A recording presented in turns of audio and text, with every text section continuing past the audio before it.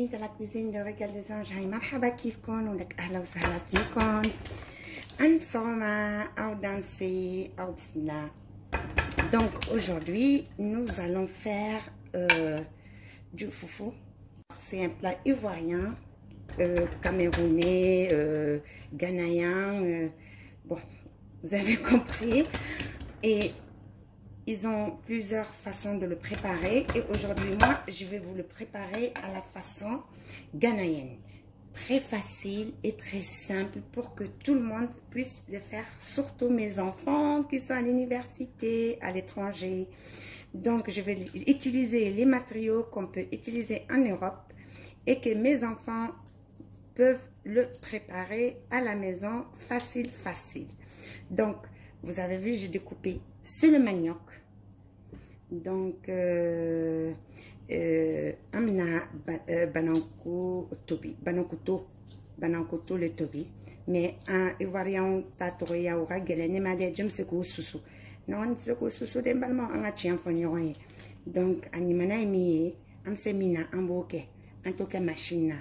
Donc, plus facile parce que à la façon ivoirienne, c'est trop difficile parce qu'il faut piler. Et moi, je ne sais pas piler et j'ai même pas un mortier pour ça et j'ai même pas cette force. Donc, je vais le faire à la machine, au mixeur. Bon, suivez avec moi la recette qui est très facile à faire. Je vais éplucher suite en image. Essaye de partir. Voyez, hop, le couteau est sur la planche et pas sur ma main. Vous voyez mes enfants, voilà. Et pas que mes enfants, hein. À tout le monde, hein. Vous voyez comme c'est facile sur la planche. Vous voyez, la planche va vous aider. Ok, pour ne pas vous blesser. Voilà, ça comme ça. Donc on la divise par deux. Ensuite, par deux. C'est juste pour enlever la tige qui se trouve à l'intérieur. C'est là, il faut l'enlever. Vous voyez.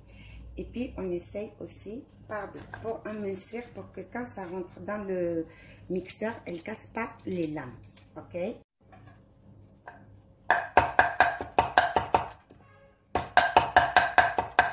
Et on va bien les laver. Parce que là, ils ne sont pas lavés. Hein?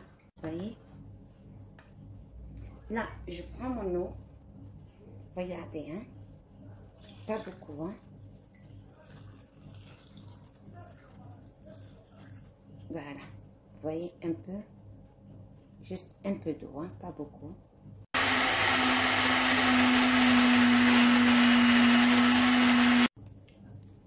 Le passoire, il va le protéger, comme vous voyez là.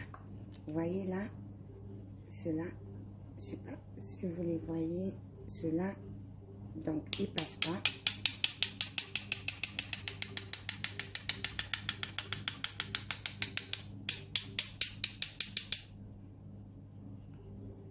Ça, hop. Et j'ai une purée, exactement une purée de manioc. Vous voyez, il ne faut pas mettre beaucoup d'eau. Il faut vraiment pas mettre beaucoup d'eau, sinon ça va être trop liquide et au lieu que ça va faire comme le taux, ça va devenir comme une purée.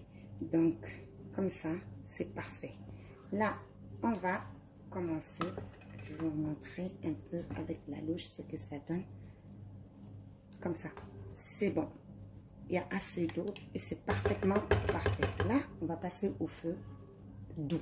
Feu doux. Alors, on a à la main fouet et une spatule pour tout à l'heure. On commence par le fouet. Mais une fois que vous commencez, dès que vous la mettez sur le feu, n'arrêtez pas de tourner. Si vous arrêtez le manioc, il va vous faire des bruits. D'accord? Donc, on n'arrête pas. Hein. C'est froid. Hein? C'est froid. Vous dites ça sert à rien, mais ça sert toujours à quelque chose. Et vous regardez. Si c'est lourd et tout, vous ajoutez un peu d'eau. On verra ensemble. Donc, sur ce, mes chers amis, je vais vous laisser regarder la recette en image. N'arrêtez surtout pas de remuer. Hein? Et j'espère que ce plat va vous plaire. Et pour ceux qui ne connaissent pas, c'est une découverte. J'espère que vous allez l'aimer. Et ça s'accompagne avec feuilles de patates. Moi, j'adore avec les feuilles de patates.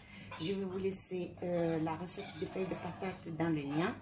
Sinon, avec les feuilles de manioc et pour les Ghanéens, ils les mangent avec une sauce bien garnie.